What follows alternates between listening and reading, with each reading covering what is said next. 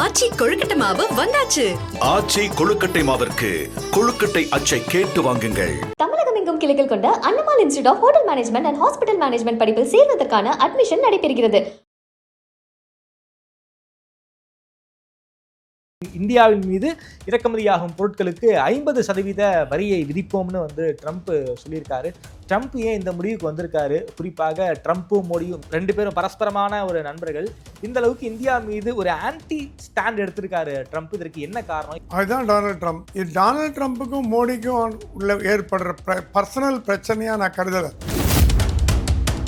அன்னைக்கு ஒரு கேள்வி கேட்டீங்க, இந்தியாவின் வெளியுறவு கொள்கை இப்போ எந்த கதியில் இருக்குன்னு. நம்ம நாடு சந்தித்திராத ஒரு சூழ்நிலையில் இருக்கும். ஜெய்சங்கர் ஓரளவுக்கு சிறப்பாக செயல்படுறாரு. ஜெய்சங்கர் இடத்துல வேற யாராவது இருந்தாங்கன்னா துண்டக்கான துணிக்கான ஓடி போயிருப்பாங்க. அவர் அதிபராக வந்த கொஞ்ச நாள்லேயே சொன்னார், நான் யுக்ரைன் போரை நிறுத்துவேன்னார்.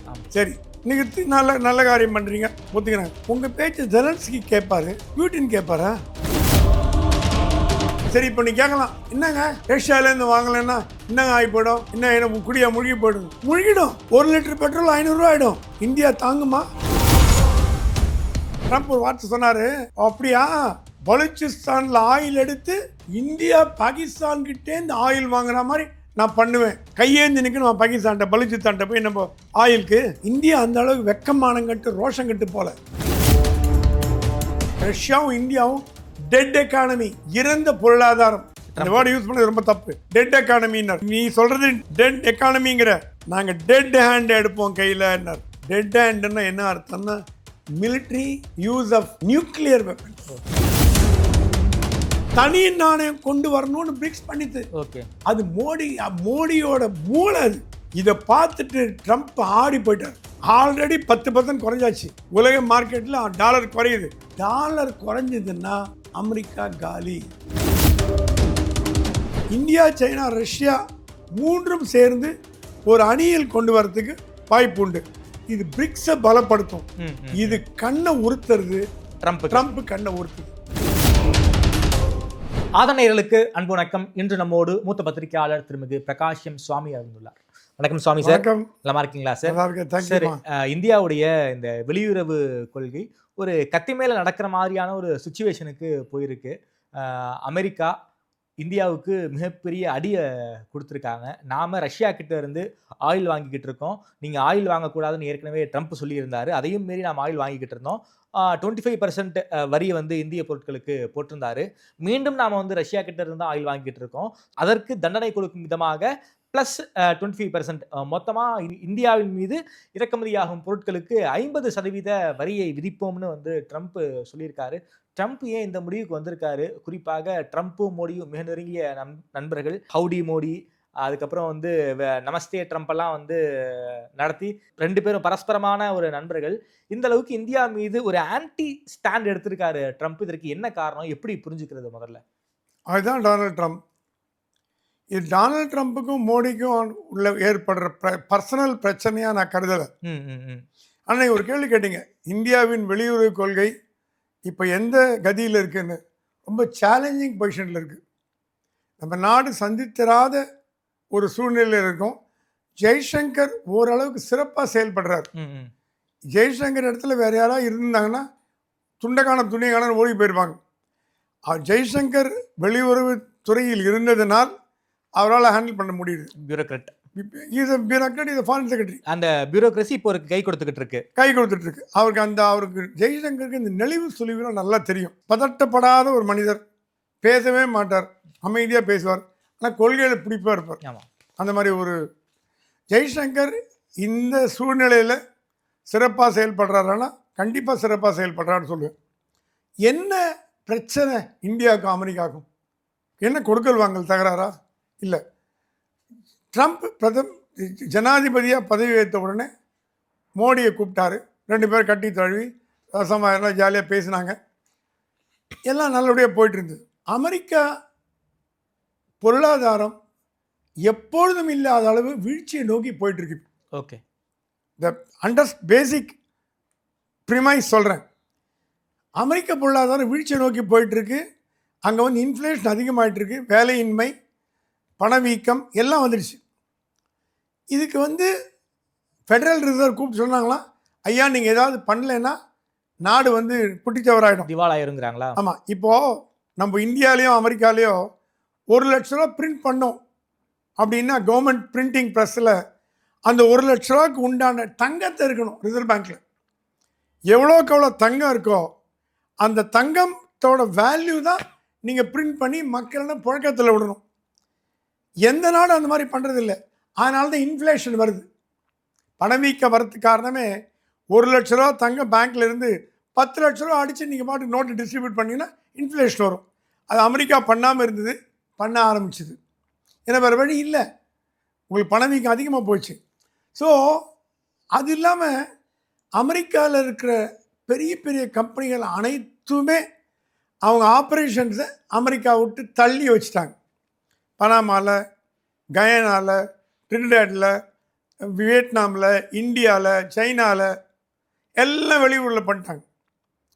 இப்போது டெட்ராய்டில் ஃபோர்ட் மோட்டார்ஸ் இருந்தது.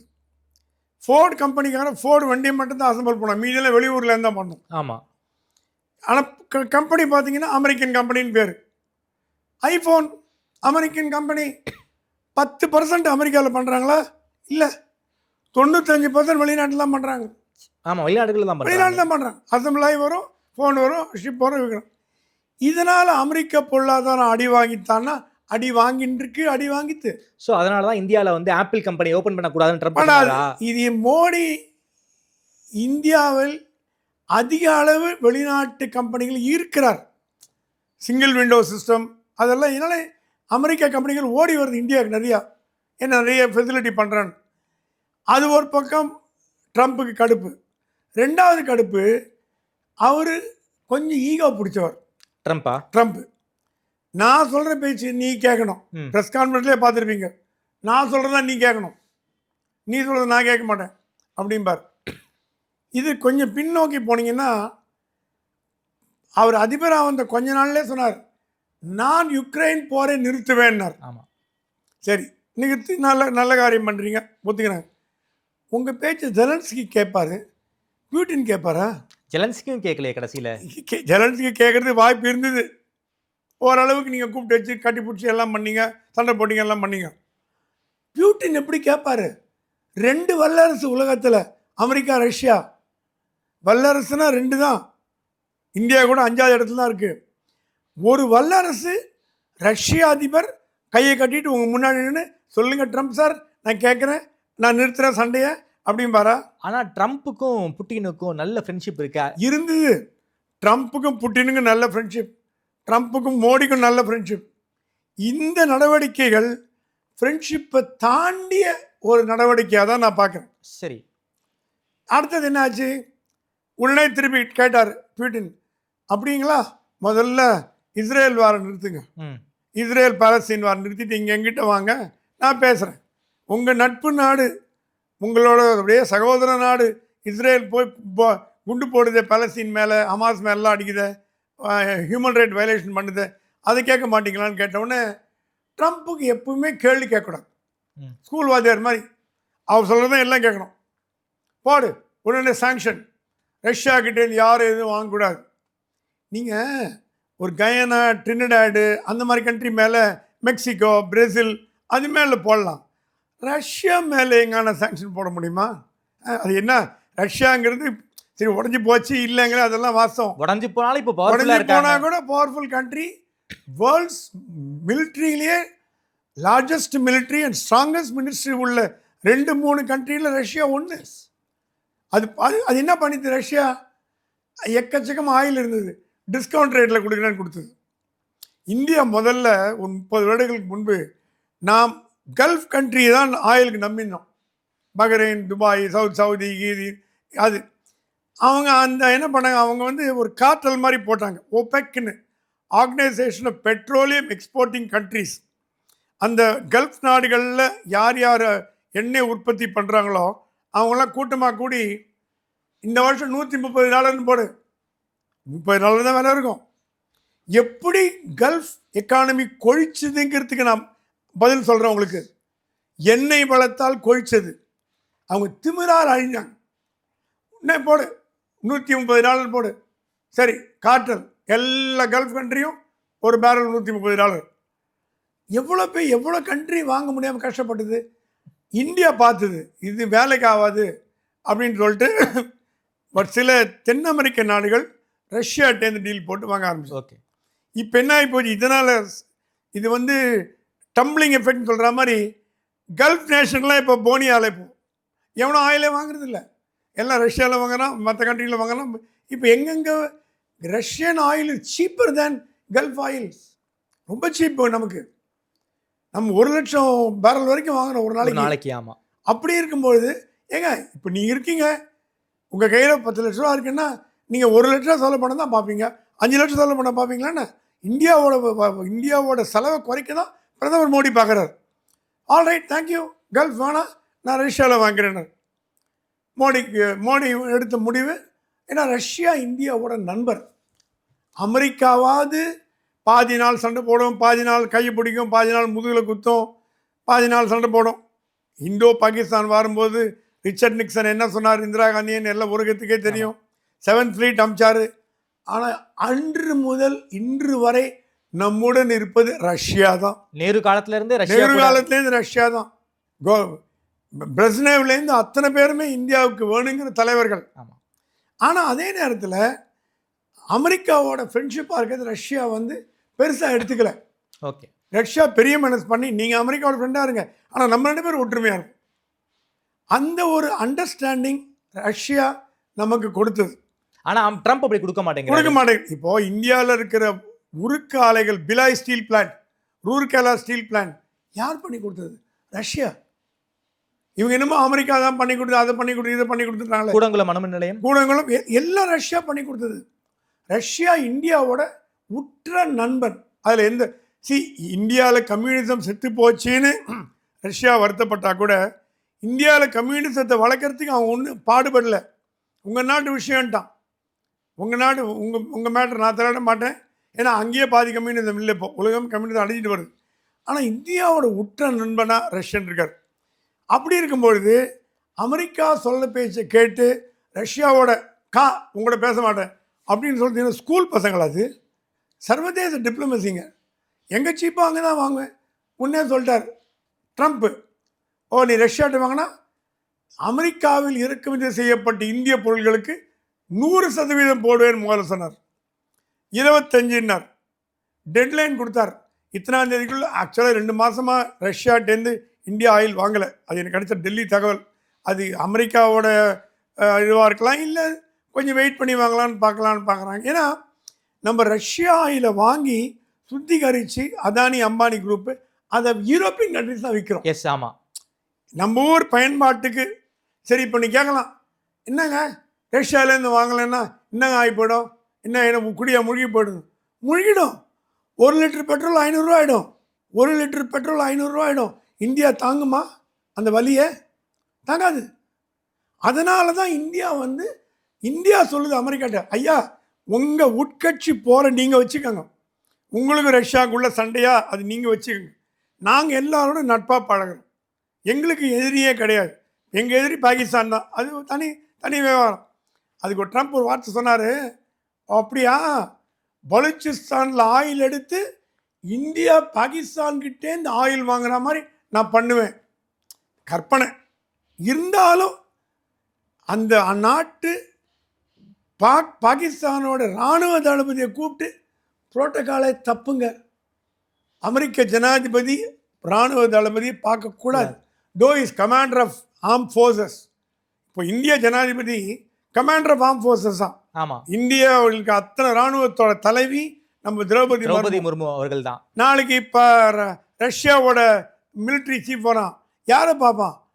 இந்தியாவோட மிலிட்ரி சீஃப் தான் பார்ப்பான், ஜனாதிபதி பார்க்க மாட்டான். ஆமாம். ஒரு கடுசி கால் அதாவது சொல்லிட்டு போகலாம், ஒரு மரியாதைக்கு வேண்டாம் கூட, புரோட்டோகால் பிரகாரம் கிடையாது.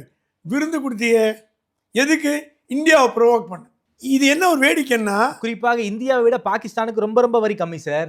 வரி கம்மி. இதோட என்ன ஜோக்குன்னா, போன டேர்மில் நீ சொன்ன என்ன முதல் எதிரி பாகிஸ்தான் சொன்ன, தீவிரவாதத்தின் ஊற்றுக்கண் பாகிஸ்தான் சொன்ன, எல்லாம் மாற்றிட்டு பேச்சுப்போ. என்ன காரணம்னா பலுச்சிஸ்தானில் ஆயில் கிடைக்குது. ஓகே. அந்த ஆயில் எடுத்து நம்ம எக்ஸ்போர்ட் பண்ணோம். வியாபாரமும் அது அரசியலும் இல்லாம இந்த ஆபரேஷன் சிந்தூர் நான் சொல்லி தான் வந்து இந்தியா வந்து நிப்பாட்டினாங்க அப்படிங்கிற ஒரு விஷயத்தை வந்து ஒரு 50 தடவைக்கு மேல வந்து ட்ரம்ப் சொல்லிட்டாரு. இந்தியா அதை வந்து யாருமே ஏத்துக்கல. நாடாளுமன்றத்துல கூட எந்த ஒரு உலக நாட்டின் தலையீடுமே இதுல கிடையாது. இது பாகிஸ்தான் வந்து நம்ம காலில் விழுந்து விழுந்தாங்க, அதன் காரணமா தான் நம்ம வந்து இந்த போரை நிப்பாட்டோம்னு பிரைம் மினிஸ்டர் பேசினாரு. அந்த கோபம் வேற ட்ரம்ப்புக்கு இருக்கு போல இருக்கு. மார்க் ரூபியோ இன்னைக்கு சொல்லியிருக்காரு, எங்க ட்ரம்ப் சொல்லி தான் இந்தியா பாகிஸ்தான் போர் நிறுத்தப்பட்டதுன்னு. இந்தியா என்ன பண்ணி தெரியுமா உங்களுக்கு? எல்லாரும் கேட்டாங்க, ஏன் மோடி பதில் சொல்ல, மோடி பதில் சொல்ல, மோடி பதில் சொல்லன்னு. இந்திய வெளியுறவுத்துறையோட செய்தி தொடர்பாளர் ரந்தீப் ஜெய்ஸ்வாலை விட்டு அமெரிக்கா ஜனாதிபதி பதில் கொடுக்க வச்சாங்க. அது என்ன ஒரு ராஜதந்திரம் பாருங்க. ஒரு செய்தி தொடர்பாளர் அமெரிக்க ஜனாதிபதி பதில் அளிச்சார். ஐக்கிய நாடுகள் சபையில் பார்த்துருக்கேன். பாகிஸ்தான் பிரதமர் வந்து பேசுவார், பாகிஸ்தான் ஜனாதிபதி பேசுவார் ஐக்கிய நாடுகள் சபையில். இந்தியாவை காஷ்மீரை பற்றி கண்டபடி இஷ்டத்துக்கு திட்டுவாங்க. அதுக்கு பதில் தூதர் கொடுக்க மாட்டார். தூதரகத்திலே இருக்கிற ஜூனியர் மோஸ்ட் ஆஃபீஸரை செலக்ட் பண்ணுவாங்க. உட்காந்து அந்த அம்மா பதில் அடிக்கும். என்னன்னா, உனக்கு இதான் லெவலு, நீ பெரிய லெவல்னு நாங்கள் வரல, இதுதான் லெவல், எங்கள் ஜூனியர் மோஸ்ட் அதிகாரி தான் உனக்கு பதில் கொடுப்பான்னு ஐக்கிய நாடுகள் சபையில் பாகிஸ்தானோட பிரதமரோ ஜனாதிபதிக்கு பதில் கொடுப்பாங்க. அதே லெவலில் Randeep Jaiswal spokesman for ministry of external affairs பதில் கொடுத்துருக்காரு. அது ட்ரம்ப்புக்கு பயங்கர கோவம் வந்துருச்சு. மோடி பதிலே சொல்லியே. மோடி எதுக்கு பதில் சொல்லுவார்? மோடி ஒரு ராஜதந்திரி, அவருக்கு தெரியும் பதில் சொன்னால் என்ன ஆகும்னு தெரியும். பார்லிமெண்ட்டில் சொல்கிறது வேற. பார்லிமெண்ட்ங்கிறது அரசியல் பண்ற இடம். பார்லிமெண்ட்ங்கிறது இந்தியாவுக்கான அரசியல் சாசன சபை. அங்கே போய் சொல்ல முடியாது. உனக்கு பதில் சொல்லணும்னு அவசியம் இல்லை, இந்திய மக்களுக்கு பதில் சொல்ல. அங்கே டிஃப்ரென்ஸ் ரெண்டுக்கும் இருக்கு. உங்களோட லாவணி சண்டை போடல, நீ சொல்ல, நீ நிறுத்தலை, நான் நிறுத்தினேன் அப்படிலாம் பேசலை. இது என்னன்னா, இது இப்போ என்ன ஆகி போயிடுது, ரஷ்யாவும் அமெரிக்காவும் நியூக்ளியர் வெப்பன் கண்ட்ரிஸ். எஸ், ஆமாம். அதுக்கு அடுத்தபடியாக இந்தியாவும் பாகிஸ்தானும் இருக்குது. இவனுக்கு ரஷ்யாவுக்கு என்ன பயம், அமெரிக்காவுக்கு என்ன பயம்னா, இந்தியாவும் பாகிஸ்தானும் நியூக்ளியர் சண்டை போட்டால் என்ன பண்ணுறது, அந்த பயத்தில் நாங்கள் சமாதானப்படுத்துகிறோம், நியூக்ளியர் வரலாம், வராது, அது வராதுன்னு சொல்லிச்சு. கரெக்டாக? அது வந்து அதுக்கு ஒரு காரணம் கொடுத்தார் ட்ரம்ப்பு. 2 நியூக்ளியர் கண்ட்ரியை வந்து மோத விட்டா விளைவு பயங்கரமாயிடும், உலகப்போர் வந்துடும் அப்படின்னார். அதுக்கு ஒரு ரீசன் கொடுத்தார். நான் என் பேச்சை கேட்கலன்னா ரஷ்யாவும் இந்தியாவும் டெட் எக்கானமி, இறந்த பொருளாதாரம், அந்த வேர்டு யூஸ் பண்ணது ரொம்ப தப்பு, டெட் எக்கானமின்னார். அதுக்கு நம்ம ஊர் மாதிரியே பியூட்டின் பதில் சொல்ல. பியூட்டினோட முன்னாள் அதிபர் மெத்ததேவ் விட்டு என்ன பதில் சொல்ல வச்சார்னா, நீ சொல்கிறது டெட் எக்கானமிங்கிற, நாங்கள் டெட் ஹேண்ட் எடுப்போம் கையில்னார். டெட் ஹேண்டுன்னா என்ன அர்த்தம்னா, military use of nuclear weapons. அது ஒரு சங்கோத வார்த்தை. டெட் ஹேண்டுனா நியூக்ளியர். அட் இஸ், உங்ககிட்ட மட்டும்தான் நியூக்ளியர் இல்லை தம்பி, எங்ககிட்ட நியூக்ளியர் இருக்குது, எங்கள் எக்கானமியை வந்து நீ டெட் எக்கானமின்னு பேசினா நாங்கள் டெட் ஹேண்ட் எடுத்து விடுவோம். அதுக்கப்புறம் அமெரிக்கா கொஞ்சம் அடங்கிடுச்சு. குறிப்பாக அமெரிக்காவே ரஷ்யா கிட்ட இருந்தாலும் யுரேனியமும் பலேடியமும் வாங்கிக்கிட்டு இருக்காங்க. அதை விடுங்க, பாதி யூரோப்பியன் கண்ட்ரி ரஷ்யாட்டேருந்து ஆயில் வாங்குது. ஆமாம். உங்கள் நாட்டோன்றீங்களே, உங்கள் அணுக்க நாடுகள் என்ன பண்ணுதுங்க? சரி, அதை விடுங்க. நீங்கள் டைரெக்டாக வாங்குறது ஒரு பக்கம், இந்தியா ப்ராசஸ் பண்ணி விற்குது, அது ஏன் வாங்குறீங்க? யூரோப்பியன் கண்ட்ரிஸ் தான் வாங்குறாங்க. யூரோப்பியன் கண்ட்ரி வாங்குறீங்கல்ல, நீங்கள் என்ன சொல்லணும்? இந்தியா கிட்ட போகாதப்பா, வாங்காதப்பா, இந்தியாட்ட சொன்ன போடாண்டுவான். ஏன்னா நாம வேலை கம்மியாக கொடுக்கும், வேலை கம்மியாக கொடுக்கும். இது வந்து பொருளாதார சண்டை, இராணுவ சண்டை இல்லை. இப்போ உலகத்தில் நடக்கிறது பொருளாதார சண்டை, பொருளாதார ஒரு சீர்குலைவு. இப்போ நீங்கள் யூரோப்பில் போய் ட்ரம்ப் சொல்லி பேச்சு கேட்டு யாராவது கேட்பாங்கன்னு நினச்சிருக்கீங்களா? எவனும் கேட்க மாட்டான். அதான் மோடி சொன்னாராம், எங்ககிட்ட ஏன்ப்பா ஸ்டாப் பண்ண சொல்கிறேன், உங்கள் ஃப்ரெண்ட்ஸுக்கிட்ட சொல்லி வாங்காதன்னு சொல்லு, எல்லாம் ஓடி வந்து கியூவில் நிற்கிறீங்களே, அதானி அம்பானி தானே விற்கிறாங்க, ப்ராசஸ் பண்ணி விற்கிறான், டிஃபைனரி பண்ணி விற்கிறான். இது இது இது என்ன வேடிக்கைன்னா, ட்ரம்ப் இந்த மாதிரி பேசுறது குடியரசுக் கட்சியிலே பாதி பேருக்கு பிடிக்கல. சொந்த கட்சி மெஜாரிட்டி லீடர் சொல்கிறாராம், ஏங்க 20 வருஷமாக கஷ்டப்பட்டு வளர்த்த நட்பை போய் இப்படி கெடுக்கிறீங்களே. Indo US civil nuclear deal. குடியரசு கட்சிக்கு முன்னாடி ஜனநாயக கட்சி இருந்த பொழுது இந்தியாவை வந்து நியூக்ளியர் பண்ணக்கூடாதுன்னு உத்தரவு போட்டது அமெரிக்கா. அதே அமெரிக்காவை Indo US nuclear civil deal போட்டு எக்ஸம்ஷன் வாங்கி கொடுத்தது அமெரிக்கா. இந்தியா பண்ணலாம், நீங்கள் வந்து நியூக்ளியர் கிளப்பில் இருக்கணும்னு அவசியம் கிடையாது, கிளப்பில் இல்லாமல் வெளியிலேருந்து பண்ணலாம். அது பெரிய விஷயம். அது அது மன்மோகன் சிங் தான் பண்ணார். அதெல்லாம் மறக்க முடியாது. மன்மோகன் சிங் வந்து அமெரிக்கா கிட்டேருந்து எவ்வளோ வாங்கினாருன்னு நான் பக்கத்துல இருந்து பார்த்துருக்கேன். Indo US civil nuclear deal போட்டு எக்ஸம்ஷன் வாங்கிட்டார். அப்படி அதுக்கப்புறம் வந்து நியூக்ளியர் அக்ரிமெண்ட் போட்டு ஸ்ட்ராட்டஜிக் டிஃபென்ஸ் ஸ்ட்ராட்டஜி வேற போட்டோம். 2 ராணுவ ஒப்பந்தம் காங்கிரஸ் இருக்கும்போதா சார்?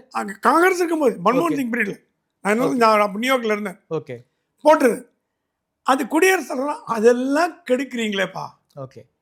எவ்வளவு கஷ்டப்பட்டு நம்ம 2 கண்ட்ரி யார் ஆட்சியில இருந்தாலுமே அந்த பியூரோக்ரசி வந்து இந்த நட்புறவை வந்து பேணுவதில் ரொம்ப கரெக்டா கன்சர்னா இருக்காங்க போல இருக்கு. இந்தியா என்ன பண்ணுது, உங்களுக்கு என்ன தொந்தரவு பண்ணுது? அது எங்க சீப்பா அது வாங்குது. அது வந்து உலக இயற்கை. நாளைக்கு என்ன பண்ணோம்? சரி, ரஷ்யா இல்லைன்னு எங்கே வாங்கணுங்க? உங்கள்கிட்ட வாங்கணுமா? பாகிஸ்தான்கிட்ட வாங்க நாளைக்கு சொல்லுவேன். நீ கையேந்து நிற்கணும் பாகிஸ்தான்கிட்ட, பலுச்சிஸ்தான்கிட்ட போய் நம்ம ஆயிலுக்கு. இந்தியா அந்த அளவுக்கு வெக்கமானம் கட்டு ரோஷம் கட்டு போல.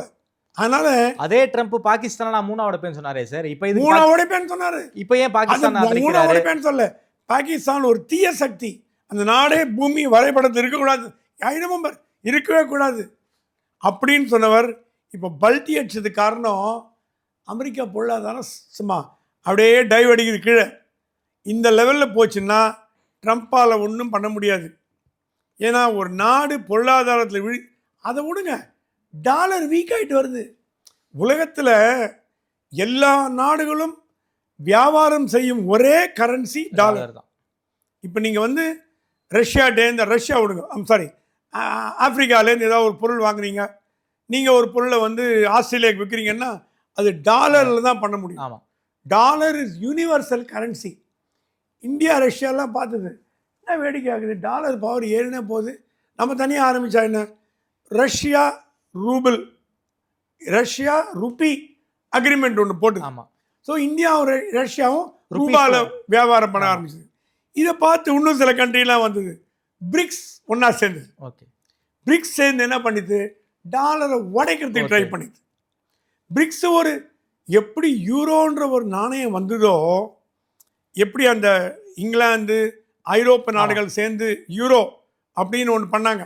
யூரோ இப்போ கூட யூரோ இருக்குது, யூரோ இல்லாமல் இல்லை. அது வந்து பவுண்டை விட ஒரு ஜாஸ்தி, ஒரு படி மேலே தான். தனி நாணயம் கொண்டு வரணும்னு பிரிக்ஸ் பண்ணிது. அது மோடியோட மூளை அது. இதை பார்த்துட்டு ட்ரம்ப் ஆடி போயிட்டார். ஆல்ரெடி 10% குறைஞ்சாச்சு உலக மார்க்கெட்டில். டாலர் குறையுது. டாலர் குறைஞ்சதுன்னா அமெரிக்கா காலி. அமெரிக்கா பொருளாதாரமே சர்வதேச சந்தையில் டாலர் வியாபாரம் மட்டும்தான் அது கை கொடுக்குது. அதுவும் டேமேஜ் ஆச்சுன்னா கதை கந்தலா போடுன்னு அவருக்கு தெரியும். ஃபெடரல் ரிசர்வ் கை தூக்கிடுச்சு. எங்களுக்கு இது ஒன்றும் தெரியாதுங்க, நாங்கள்லாம் பண்ணுறோம், இது நீங்கள் பார்த்துங்க. ஃபெடரல் ரிசர்வ் சேர்மன், நீ ராஜினாமா பண்ணு, நீ வீட்டுக்கு போ, நீ நிற்காத. பல வீட்டுக்கு அமைச்சிருக்காங்க போல. இவர் எதிர்த்துன்னு இல்லை, நியாயமான கருத்தை சொன்னீங்கன்னா அவருக்கு பிடிக்காது. அது ஜாலரா போடணும். ஆமாங்க, நீங்கள் சொல்லதான் கரெக்டுங்க, இந்தியா மோசமான கண்ட்ரிங்க, இரு பதவியில் இரு. இன்ஃபேக்ட் ஜேடி வேன்ஸுக்கு அவருக்கு ஒத்துக்கலைன்னு கேள்விப்படுறோம். ஜேடி வேன்ஸ் ஒரு நல்ல திறமையான அரசியல்வாதி. அவர் இதெல்லாம் பிடிக்கல, ஒதுங்கிட்டார். அவர் நீ எப்படியோ பண்ணிக்கோ, என்னை விட்டுரு, நான் இதில் தலையிடலன்னு. அதனால எந்த விதமான அறிக்கையும் அவர் விடுறதில்லை. பார்த்துருப்பீங்க. இப்போது இத்தனைக்கும் காரணம் என்னன்னு கேட்டிங்கன்னா, அமெரிக்க பொருளாதார வீழ்ச்சி, இன்ஃப்ளேஷன், அங்கே இருக்கிற பணத்தட்டுப்பாடு, வேலை எக்கச்சக்கமான பேருக்கு வேலை போயிட்டு இருக்கு. திடீர்னு அனௌன்ஸ் பண்ணிட்டார். இதுக்கு முன்னாடிலாம் க்ரீன் கார்டு இல்லாமல் EB-5 ஒன்று உண்டு. ஒரு 5 கோடி ரூபா கொடுத்தீங்கன்னா க்ரீன் கார்டு கொடுத்துருவான், அங்கே போய் நீங்கள் சம்பாதிச்சு சாப்பிடலாம். அது 50 கோடி 100 கோடி வாய்க்கு வந்த ரேட்டு. இப்போ அமெரிக்கா போனாலே 13 லட்சம் ரூபாய் டெபாசிட் கட்டும் போல இருக்கு. டெபாசிட் நம்ம இந்தியா கிடையாது அது. மற்ற நாடுகளுக்கு டெபாசிட் போட்டார். நீங்கள் இந்த 30 நாளைக்கு மேலே 30 நாள் எத்தனை நாள் ஸ்டாம்ப் போடுறாங்களோ, 1 மாதமோ 2 மாதம் 3 மாதம் மேக்ஸிமம் 6 மாதத்துக்கு மேலே கொடுக்க மாட்டாங்க. ஓகே. உங்கள் விசா 10 வருஷம் இருக்கலாம். நீங்கள் தங்கம் டூரிஸ்டாகவோ பிஸ்னஸாக போனீங்கன்னா 6 மாதம், மேக்ஸிமம் 6 மாதம். அது இப்போ 1 மாதமாக குறைச்சிட்டாங்க. ஓகே. 1 மாதத்தில் நீங்கள் முடிச்சு வந்தால் அவனுக்கு வழி கிடையாது. ஒரு நாள் எக்ஸ்ட்ரா தங்கினீங்கன்னா அடுத்த தடவை அமெரிக்கா போய் இறங்கினா கைது செய்து ஜெயிலில் அடைக்கப்படுவார், இல்லை வந்த பிளேன்லேயும் திருப்பி அனுப்பப்படுவார். டிபோர்டேஷன். ஸோ இப்போ என்ன பண்ணிட்டாரு, உள்ள ஒளிஞ்சிக்கிறாங்கன்னு சொல்லிட்டு நீ அப்படி ஒளிஞ்சினானா அந்த $15,000 நான் எடுத்துப்பேன். பணத்தட்டுப்பாடு எல்லாமே நீங்கள் சுற்றி பார்த்தீங்கன்னா பணத்தை எப்படி சம்பாதிக்கலாங்கிற அந்த நோக்கத்திலேயே ட்ரம்ப் போயிட்டு இருக்கார். ஓகே. EB-5 ஒழிச்சார். இந்திய மாணவர்கள்லாம் வரக்கூடாதுன்ட்டார். இந்திய மாணவர்கள்ட்ட ஒரு விஷயம் என்ன தெரியுமா உங்களுக்கு, நம்ம பணம் கட்டி படிக்கிறோம். ஆமாம். நம்ம அமெரிக்காவில் வந்து இலவசமாக ஸ்காலர்ஷிப்போ டியூஷன் வெய்வரோ நம்ம வந்து ரிசர்ச் அசிஸ்டன்ட்ஷிப் டீச்சிங் அசிஸ்டன்ட்ஷிப்லாம் கிடையாது. ஒரு மாணவனு பேங்க்கில் கடன் வாங்கி 20 லட்சம் 30 லட்சம் 40 லட்சம் பணம் கட்டி படிக்கிறான். அமெரிக்க பல்கலைக்கழகங்கள் இந்தியாவை விரும்புவதற்கு காரணம் இந்திய மாணவர்கள் புத்திசாலி, 4 GPA வாங்குறான், அவனால் எந்த பிரச்சனையும் பணத்தை கொடுத்து ஜாயின் பண்ணுறான். அமெரிக்கா பல்கலைக்கழகத்துக்கு பணம் தேவைப்படும். இப்போது அமெரிக்காவில் பிறந்த ஒரு பையன் படிக்கிறான்னா, ஒரு உதாரணத்தை சொல்கிறேன், $500 ஃபீஸ்ன்னா இந்தியாவிலேருந்து போகிறோம் $5,000 ஃபீஸ். லாபம் இந்திய மாணவர்கள் தான். இந்திய மாணவர்கள் லாபம். ஏஷியன்ஸ் தான் அங்கே போய் நிறைய பேர் படிக்கிறாங்க. அந்த யூனிவர்சிட்டிக்கு பணம் வருது, அதை கட் பண்ண யூனிவர்சிட்டிலாம் சொல்லிச்சாப்போ. ஹார்வர்ட் மேலே தடை உத்தரவு போட்டாங்க. ஹார்வர்ட் உலகத்திலே மூளை உள்ள யூனிவர்சிட்டி. அது அங்கே இருக்கிறலாம் நோபல் பிரைஸ் வாங்கினா தான் இருப்பாங்க. நம்ம இந்தியா, நம்ம தமிழகத்தை சேர்ந்த Mangalam Srinivasan adviser to Harvard University பிரசிடெண்ட்டாக இருக்காங்க, ஒரு தமிழ் பெண்மணி. அப்படிப்பட்ட ஹார்வர்டே தூக்கி போட்டார், கொலம்பியா தூக்கி போட்டார். அப்படி ஒரு தாந்தோண்டித்தனமாக நடக்கிறதுக்கும் ஒரு அளவு வேணும். Okay sir. அதே போல் வந்து பிரைம் மினிஸ்டர் மோடி அவர்கள் வந்து ரஷ்ய அதிபர் புட்டினோடு பேசியிருப்பதாக தகவல் நியூஸ்லாம் ரிப்போர்ட் ஆகிருக்கு. புட்டின் இந்தியா வர வாய்ப்பு இருக்குது அப்படின்னு ஒரு தகவல். இது உலகளவில் இன்னும் ஒரு தாக்கத்தை ஏற்படுத்தும். அதே மாதிரி வந்து பிரதமர் அவர்கள் இந்த மாத இறுதியில் வந்து சைனாக்கு போகிறாரு. குழப்பமாக இருக்கே.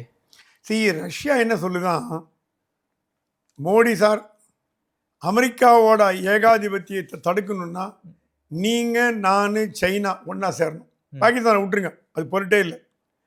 ஏஷியன் சூப்பர் பவர்னு பார்த்தீங்கன்னா ரஷ்யா அண்ட் சைனா. ஆமாம். இந்தியா சொல்லிதான் எப்படிங்க சைனாவோட என்னால் ஒன்றா உட்காந்து பேச முடியும், என்னோட லேண்டெல்லாம் பிடிங்கிறான் அவன். ரஷ்யா சொல்லலாம் வெயிட் அதெல்லாம் அப்புறம் பார்த்துக்கலாம். முதல்ல அமெரிக்காவோட சூப்பர் பவரை அடக்கி வைக்கணும்னா நம்ம 3 பேர் ஒன்றா சேரணும். சைனா கிட்டேருந்து உங்களுக்கு வராமல் பாதுகாக்கிறது என் பொறுப்பு. சொல்றாரு டோக்லாம் அதெல்லாம். இனிமே எந்த பிரச்சனையும் உங்களுக்கு சைனாட்டேருந்து வராது. சைனா எங்களை நம்பி இருக்கு. ரஷ்யா சொல்லுது எங்களை நம்பி இருக்கு சைனா. ஏன்னா சைனாவோட இருக்கும் போதையும் அமெரிக்கா கேன்சல் பண்ணிடுச்சு. அமெரிக்காவில் பார்த்தீங்கன்னா $1 ஸ்டோர்னு இருக்கும். ஓகே. சைனா பொருட்கள்லாம் $1 கிடைக்கும். எல்லாம் கியூவில் நின்று வாங்குவாங்க. இப்போ பக்கத்து கடையில் அமெரிக்கன் பொருள் $10 விற்கிற அதே பொருள் சைனா கடையில் $1 விற்கும். அமெரிக்கா முழுக்க ப்ராப்ளம் ஆச்சு அந்த $1 ஷாப்பு. அதெல்லாம் சைனாலேருந்து வர்றது தான். அதெல்லாம் கட் பண்ணிட்டார் இவர். ஸோ சைனாவோட வியாபாரமும் அமெரிக்காவில் அடி வாங்கினோடனே சைனா கோவம் வந்துடுச்சு, ரஷ்யாட்ட போய் சேர்ந்துருச்சு. ஸோ பியூட்டின்னு சொல்கிறாங்க நம்ம 3 பேர் ஒன்றா இருக்கலாம். அதுக்கு மோடி இன்னும் முழு ஆதரவு கொடுக்கலேன்னு கேள்விப்படுறோம். ஓகே. ஏன்னா சைனா வந்து அவ்வளோ சீக்கிரம் நம்ப முடியாதுன்னு இந்தியாவுக்கு வந்து வரலாற்று உண்மை. ஆமாம், வரலாற்று உண்மை. ஜவஹர்லால் நேரு முதுகில் குத்துனது சைனா. சோயன்லாய் இந்தி சீனி பாய் பாய் பஞ்சஷீல் கொள்கைனார், டப்புன்னு முதுகில் குத்திட்டு போட்டான். அதனால இந்தியா கொஞ்சம் அடக்கி வாசி. Okay sir. நம்ம பிரைம் மினிஸ்டர் சைனா வேற போறாரு, இது நாம் எப்படி புரிஞ்சுக்கிறது சார்? இப்போ ஆக்சுவலாக அஜித் தோவால் ரஷ்யாவில் இருக்கார். ஆமாம். ரஷ்யாவில் அஜித் தோவால் எதுக்கு போயிருக்காருன்னா ஸ்ட்ராட்டஜிக்கலி என்ன நடக்கலாம் அப்படின்னு ஒரு பிளான் பண்ணுறதுக்கு மோடி அவர் அமைச்சு வச்சிருக்காரு. ஓகே.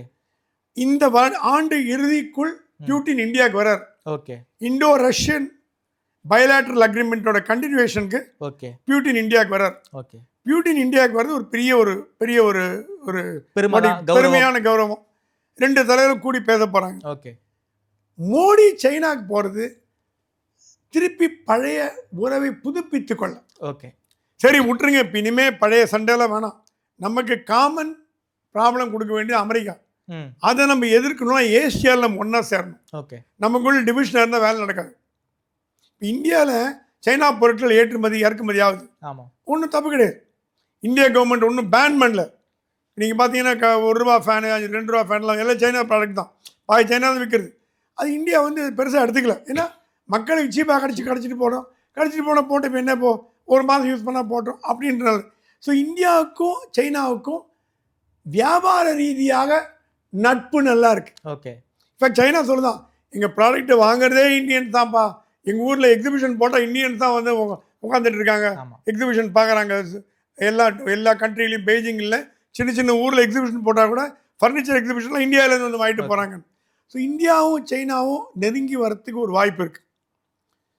மோடியோட விசிட்னால இந்தியா, சைனா, ரஷ்யா 3ம் சேர்ந்து ஒரு அணியில் கொண்டு வரத்துக்கு வாய்ப்பு உண்டு. இது பிரிக்ஸை பலப்படுத்தும். இது கண்ணை உறுத்துறது, ட்ரம்ப் கண்ணை உறுத்துது. ஓகே. அந்த பிரச்சனை தான் எப்படியாவது எல்லாரையும் பிரிக்கணும்னு பார்க்குறாரு. ஆனால் அதே நேரத்தில் ஒன்று, அவர் பாகிஸ்தானை நம்பினா கூட பாகிஸ்தான் அமெரிக்காவை நம்பி இல்லை, சைனாவை நம்பி தான் இருக்கு. எஸ், குறிப்பா இந்த ஆபரேஷன் சிந்தூர்ல ராகுல் காந்தி ஒரு பெரிய குற்றச்சாட்டு வச்சாரு. இந்திய ட்ரூப்ஸ் எங்கெங்கெல்லாம் போதோ அதை வந்து பாகிஸ்தானுக்கு கரெக்டா சொன்னது வந்து சைனா தான் அப்படிங்கிற ஒரு விஷயத்தை வந்து ராகுல் காந்தி காங்கிரஸ் எல்லாம் பேசியிருக்காரு. அப்ப இருக்கக்கூடிய சைனா கூட நாம எப்படி சார் கை அதை விட விடுங்க, பாகிஸ்தானை இப்ப அமெரிக்கா நம்ப பயப்படுது. நீ உன்னை எப்படியா நான் நம்புவேன்?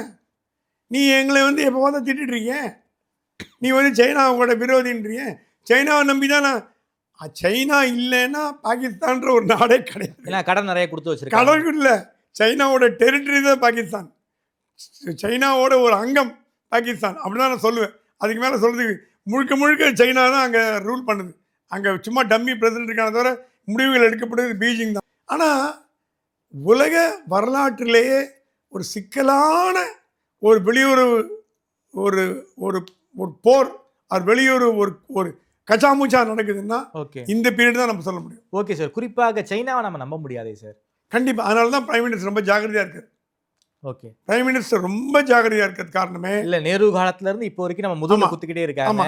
பஞ்சசீல கொள்கையில் ஆரம்பிச்சு இப்போ ஆபரேஷன் சிந்தூர்ல நம்ம இந்தியன் ட்ரூப்ஸ் போற இதை வந்து பாகிஸ்தானுக்கு போட்டு கொடுத்தது சைனா தான். அப்படி இருக்கக்கூடிய சூழல்ல எப்படி சார் நட்பு உருவாகும்? ரஷ்யா வந்து ரெண்டு கையும் பிடிச்சி சேர்த்து வைக்கிறேன்னு சொல்லுது. ரஷ்யா சொல்லுது, நான் இருக்கேன் உங்க இந்தியாவுக்கு சப்போர்ட்.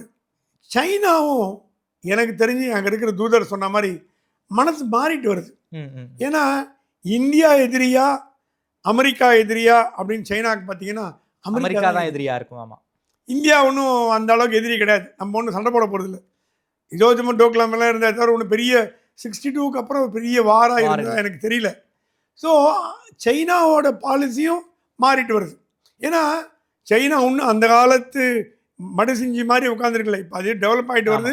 அது வேர்ல்டு லெவலில் வந்து அமெரிக்கா ஈக்குவலாக வருது. கம்யூனிஸ்ட் கண்ட்ரின்னு சொல்கிறதெல்லாம் வேஸ்ட்டு.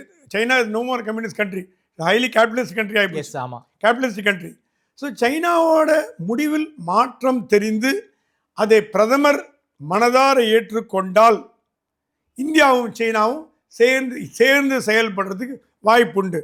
அப்போது அமெரிக்க ஏகாதிபத்தியம் ஆசியா கண்டத்தில் எடுபடாது அப்படின்னு சொல்லலாம். ஓகே சார், நன்றி சார். குறிப்பாக உலகமே வந்து ஒரு சிக்கலான ஒரு வெளியுறவு கொள்கையினுடைய பிடியில் வந்து சிக்கிக்கிட்டு இருக்கோம். குறிப்பாக இந்தியா அமெரிக்காவில் ரொம்ப பாதிக்கப்பட்டிருக்காங்க. இந்தியா, ரஷ்யா, சைனா 3 பேரும் ஒன்று சேர்ந்து அமெரிக்க ஏகாதிபத்தியத்தை கட்டுக்குள்ளே கொண்டு வருவாங்களாங்கிற ஒரு மிகப்பெரிய கேள்வியாக இருக்குது. நமக்கும் சைனாவுக்கும் ஏகப்பட்ட பிரச்சனை இருக்குது. பிரைம் மினிஸ்டர் வேறு வந்து சைனா போகிறாரு. என்ன மாதிரியான முடிவுகள் வரும்னு தெரியாது. ஒரு முழுக்க இது ஒரு பேஸ்ஃபுல்லாக மாறி இருக்குது. இதன் மூலமாக நிறைய அப்டேட்ஸ் வர வாய்ப்பு இருக்குன்னு நினைக்கிறேன். நிறைய நம்ம பேசலாம் சார். ஒரு கிளியர் பிக்சரை கொடுத்துருக்கீங்க. அதாவது பிரச்சனையை பற்றி ஒரு கழுகு பார்வையை கொடுத்துருக்கீங்க. நேரில் பொறுத்து பேசியமைக்கு நன்றி சுவாமி சார். நன்றி.